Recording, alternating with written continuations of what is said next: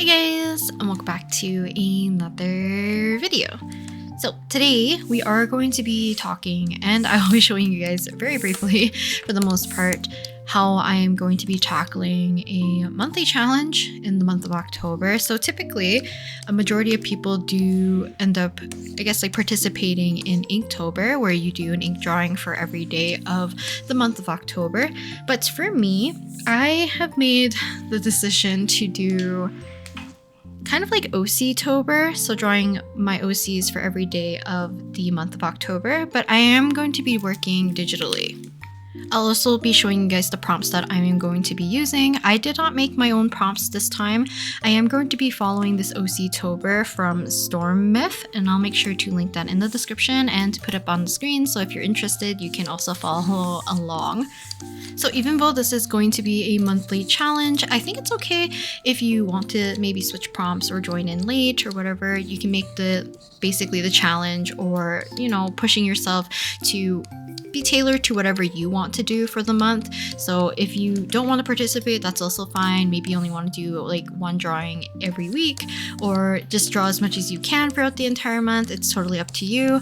But there are some prompts out there to help you kind of have an idea on what you want to potentially draw for that day.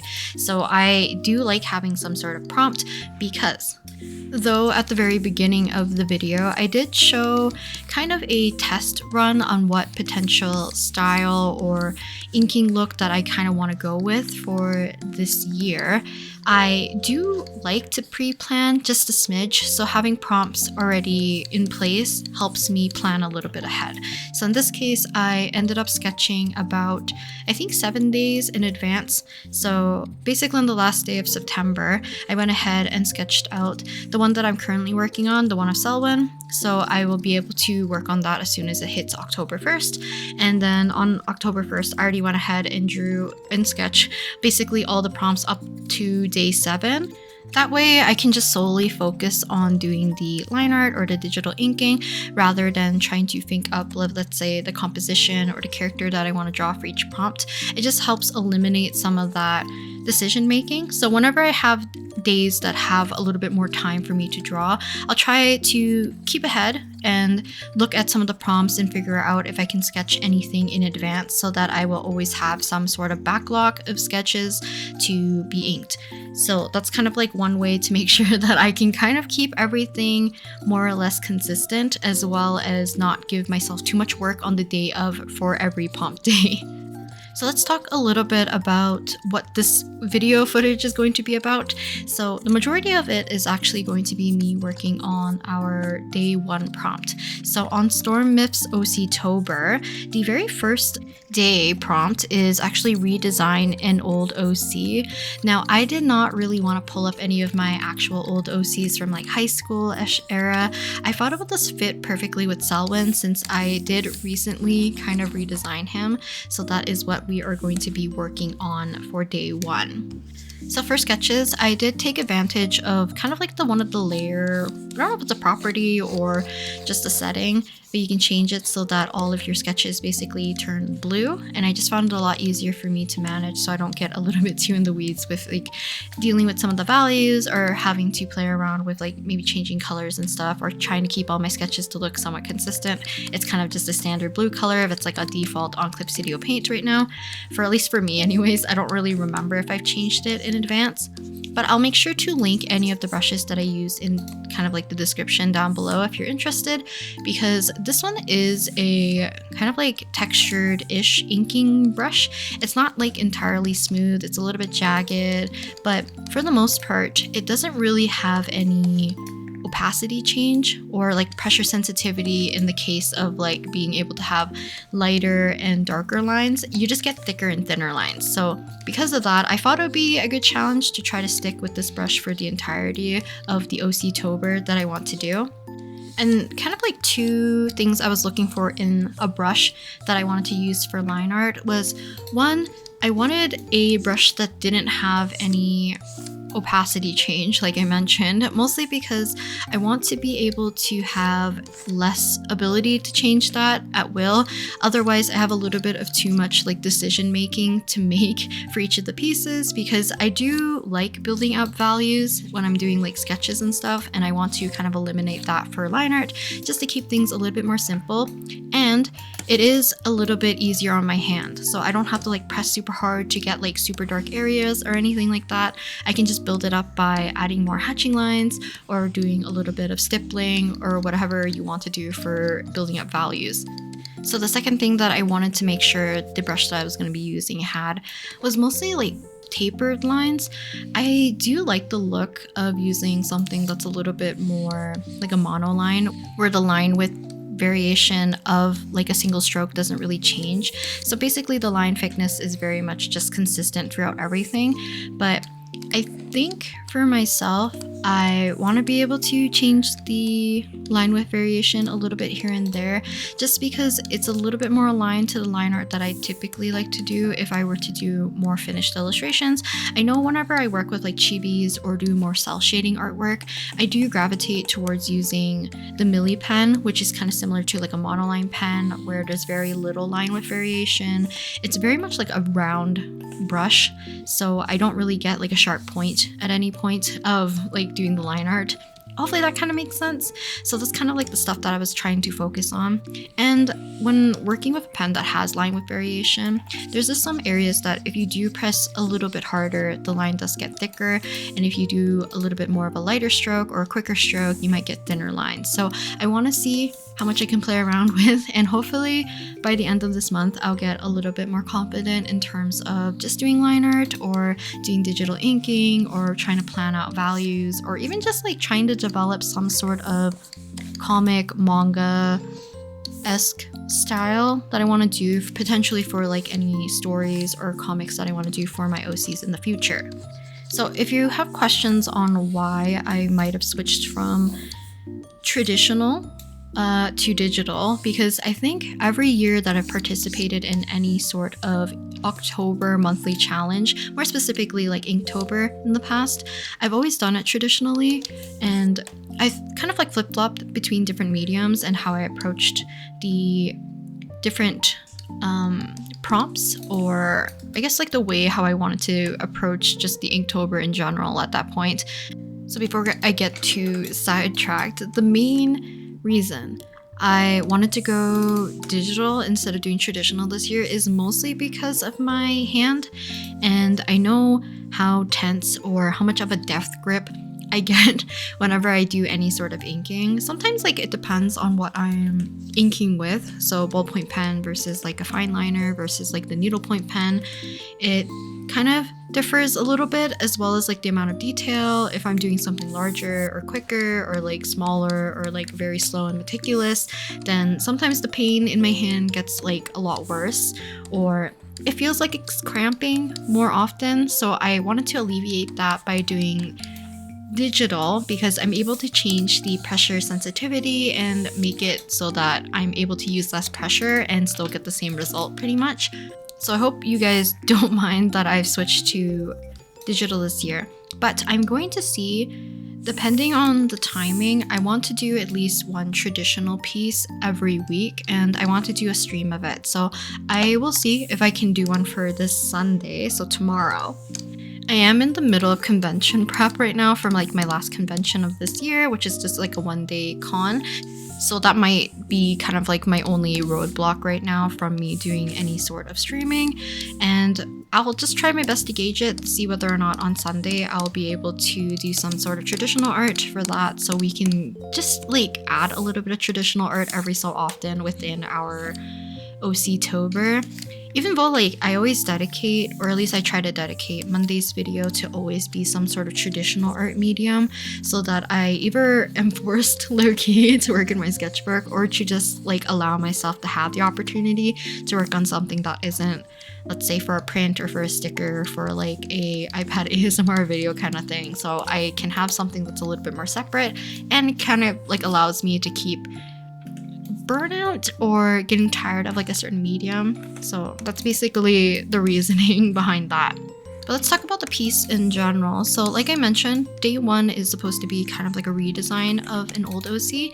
So Selwyn was an OC at the very end of 2023, where I made him based off of a P crew off of prompts from my friend who wanted to make kind of like a magical fantasy kind of like school for students. So she tagged like a bunch of us to make our kind of like the students of the school, so or of the class, I guess. So in this case, I ended up making Selwyn, and I was not like super familiar with P crew, so I kind of like slapped a bunch of different designs and things together, and Selwyn was kind of like the outcome of it.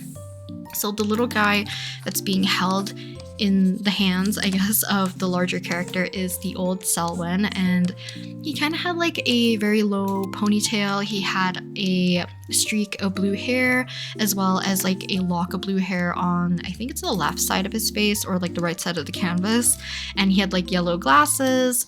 I'm trying to think what else. He had more like a school uniform for the most part. I think that was kind of like one of the attire that my friend had for the basis for the rest of the OCs in general, or like of the characters in the class. So after that, I kind of like didn't really do anything about this character. I had a plan maybe in the future that maybe I want to do kind of like a fantasy story or something like that that's separate from Masaki's world or universe. So Selwyn is not really part of that. But then later on, I had a goal in mind where I wanted to make like the ultimate comfort character kind of OC, where they're gonna be the easiest for me to draw, motivating me to draw more because I would like their entire aesthetic, hopefully, and like maybe personality or just like general demeanor. So because of some design choices kind of overlapped with Selwyn, I just ended up making Selwyn kind of just get redesigned overall, and a lot of his, I guess, like design qualities and stuff changed drastically. But because I do have like very specific kind of like color preferences or things that I do like in like different characters and OCs, there is a little bit of like continuity from the old design to the new design. So it's not like too big of a difference. Like I'm not changing his hair color completely per se. He still has like a little bit of some sort of specs or glasses.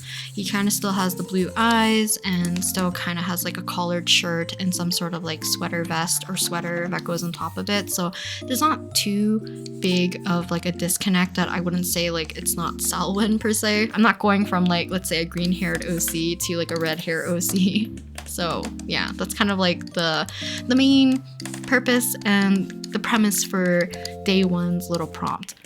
As for the brushes, like I mentioned, I'll link them in the description if you're interested. I am pretty much, I think, gonna stick with the line art brush, so the one that has like the Korean name for it, as well as the hatching, I think it's like the dusty hatching brush, because I have been really liking it for adding a little bit of texture here and there, as well as a little bit of a softer touch to some areas. Because while I'm working on a lot of these kind of,